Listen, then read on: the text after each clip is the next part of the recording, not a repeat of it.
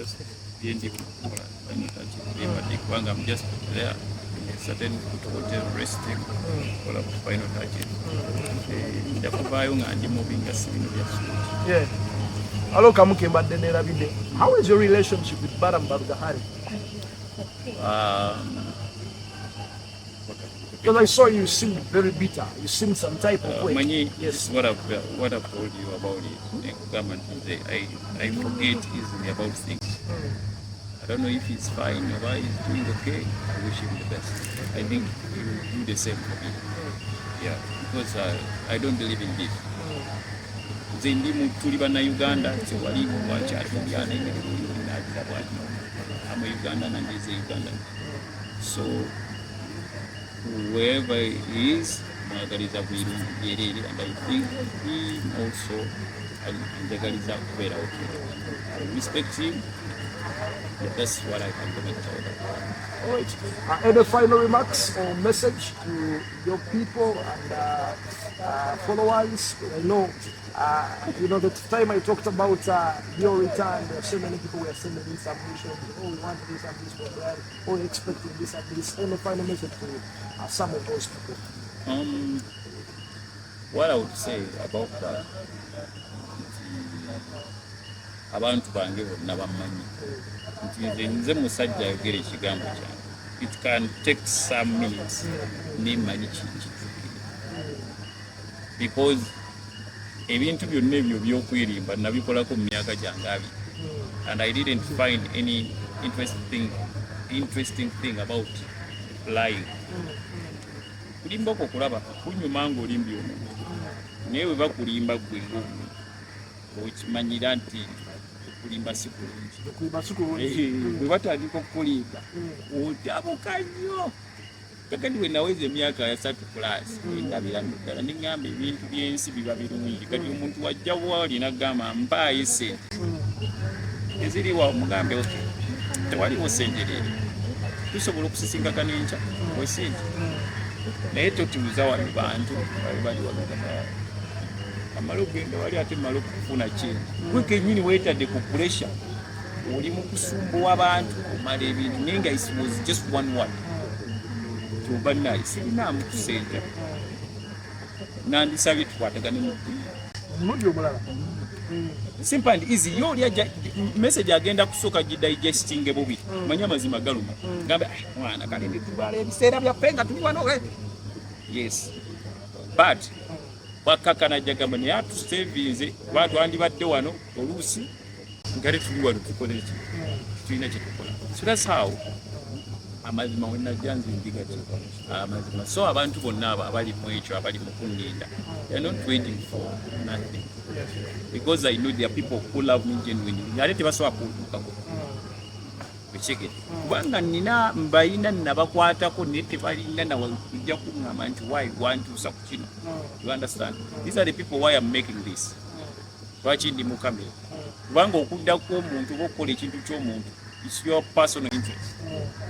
Check it. Ekirina nnyo ekikwataganira ate ku bantu oba kiki kumyoso wa. But me I'm someone who is social, ali mu bantu. Vira ddala mu districts zati ezenjawulo oshegira. Iro ku abantu babuza fadisi kikyabirawo. Shegera bulungi. So they needed to at least to see the brand akola ki. Wali shegera bulungi. Kati bine ebirala bigenda genda mu maaso. Manyi omuntu yenna akedde nja n'akuyambako. Oshegira abamuntu wanjawulo.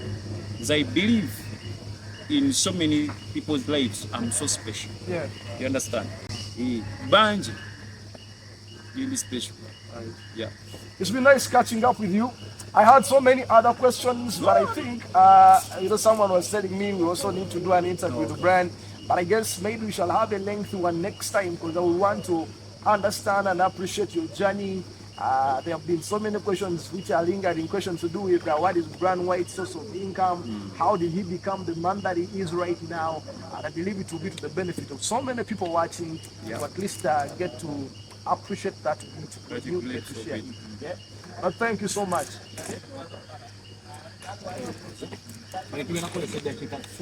Obudde tetulina. First of all, twaniriza mu ggwanga Uganda asaba okuze ku batuuko. bonna batulaba abali eyo banange nsakikola Abannayuganda basubire muri bulungi buli omu gyali gyawangaalira Katonda akyabakuuma nange wendi nakomyewo. Okusookera ddala abantu baali basuubira nti Brian White agenda komawo mu Vuute nti wagenda beerawo okujaguza kungi ng'akomawo okuva ku airport. Lwaki wasazeewo komawo mu kisirise? Manyi buli time nze ndi unpredictable. Nze nzanya nze muzannyo kennyini. Sobola okugamba nti leo kijja kuba bweki kati bwe ndigenda kikyuze nze n'ekyo kye babadde basuubira nja tukolera ddala wano. Okay. Yeah. Talking about that, wali walangako emabega awo n'ogamba nti ogenda komawo, banners ne zibeera round Kampala nga ziraga nti ogenda komawo, olunaku ne lutuuka Brian White n'atakomawo. What happened? Ki ekyali? Manyi bintu bingi nnyo ebituuka ku ssaawa zino mutaddeko microphone naye bujje buyinza okukeerera bayinza okungamba omwana wa Gagamero oli bakutaddeko ku kamera kasimatuse sagala kibeewo but it happened.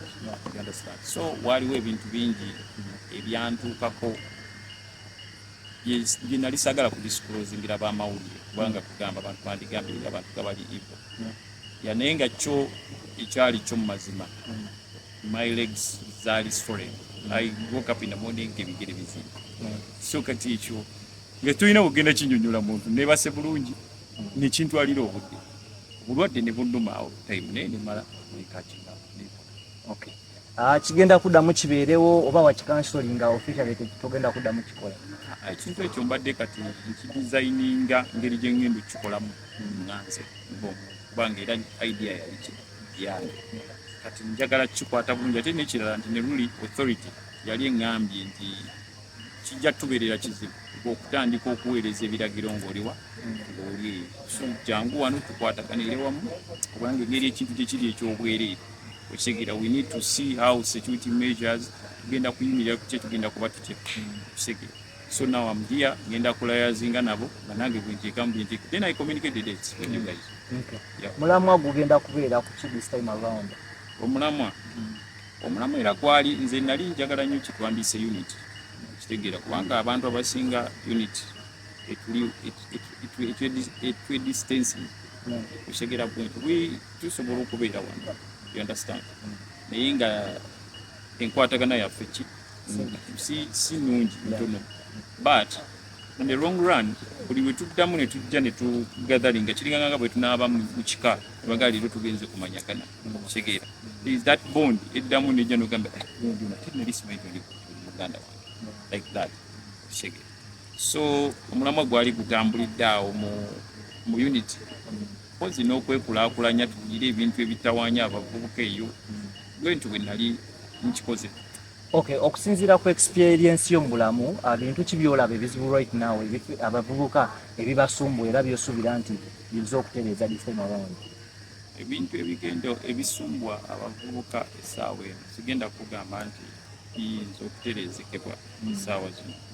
First and foremost abavubuka abamu abadduka nnyo kati omanye ebya computer speed gye balina y'amaanyi kisooka tebalina bugumiikiriza. Omanyi omuntu yenna talina bugumiikiriza ku nsi kijja kukubeerera kizibu okulaba ekintu ekirungi because ojja kuyita ne ku kirungi kudduke ng'oyagala ate otomere ekibi. Yogere kati obuzibu bwaba yekyayagala bw'aba nti ayagala simu ayagala gifuna ssaawa kitegeera bulungi bw'aba ayagala kino kya ssaawa eno naye nga buli kimu kirina ki process. Kati these people need to be motivated nga tebannakwakwatibwa nti kantu kaakano tuba omuwadde ekintu kyonna. They need to, it's like bagiyita prescription nga boonaawo omuntu amakerenda geetaaga kusooka kumunyonyola nti onasikulini ogenda mukola booti naye omuntu womuwaamira bumizi overdose kitegeera. Last time we tried to nga tulabye abavubuka abamu batandise okuvaayo naye kati kiri waasi zebiyinza ndaba ku media ebiragalalagala bingi abantu essuubi libaweddemu. People need to have hope okulaba engeri gye bayinza okuddengula ate kati n'economy okusinziira nga bwembiraba si nnungi eri abavubuka ate ngati bo abavubuka badde naddala nga unemployment tewali okitegeera kati ate kati kizibu nnyo gye bali kitegeera. So they need to be cancelled okubannyonnyola netulaba engeri gye tuyinza okutambuzaamu. Okay, abavubuka oyogedde ku nsonga ya unemployment abantu bagenda kwebuuza unemployment eremye gavumenti okulwanyisa Brian White y'anyoyo era n'agisobola atya? Nze era mu bulijjo nali nkyogera nti nze njagala nnyo omuntu eyetandika yogere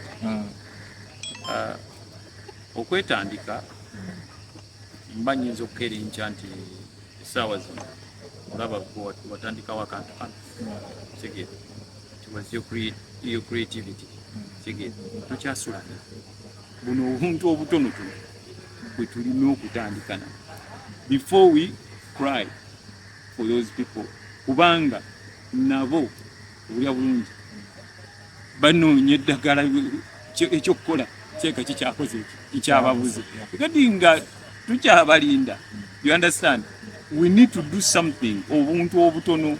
So of course sigenda kera nti gwemi kwa dimension omwana omwe emitwalo 10 nakola wali omudala gwa chapati nayimirizaawo banna abalala nga basatu ekigere oba okuliyetinza emirimu bekyo twajjanga tutambulira mu embeera gwe twali tujja tutambula nesajja nti nze kati olaba okusinziira ku sente zenezo sente zirina ntosobola kuba nazo kuba ne gavumenti tosobola kusinza gavumenti sente kyoba olimba kigere naye just kuba kugezaako bannaffe tulake kulaba baana nga bonooneka nga tubalaba abantu baffe oba baganda baffe baganda baffe because we need one another. Fifth generation eduuka tewali bantu balala kigere.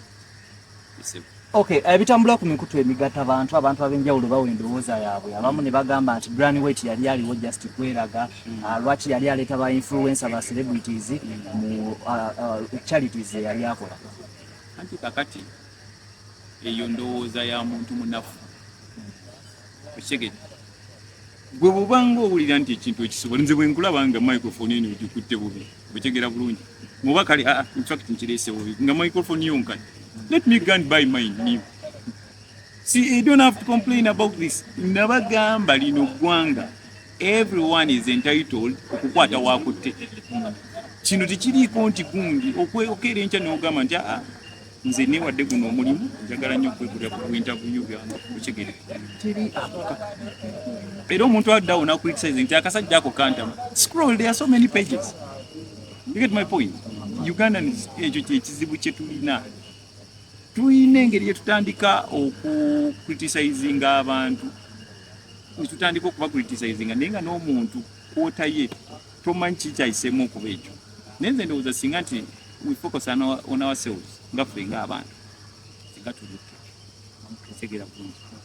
At this time around tugenda tandikira wa ekifo kye wali olanze ekyawuka okukomawo kyali kigenda kubeera mu Kampala naye otunuulira social media egezezaako okusembeza ensi netuba nga tugiraba yonna abantu abakaba bangi e Masaka ewaffe Busoga n'ebitundu ebirala mu Uganda ogenda tandikira wa this time around okuyamba kuba abaavu tebali mu Kampala era abaavu era bondaba nze saatandikira Kampala nali nakuba eri wala nayitanga mu buyisi bw'endere kuba nze ebintu by'e Kampala wano mbimanyi abantu b'e Kampala ye muntu atabana mu mutwalo gumu naye n'ogumu ate nasigala kwogerako musajja ampadde okukiwaya badde mmanyi nti nalina n'essente naye nga zakuyambye zikoze eki zikuyambye naye nga gwe tukirabamu nga ki ate ogenda kusigala ng'odiisinga buki be bantu b'e Kampala. Okay, tuyanza nnyo sir. Amina. Because of time tulina stopping our interview but tujja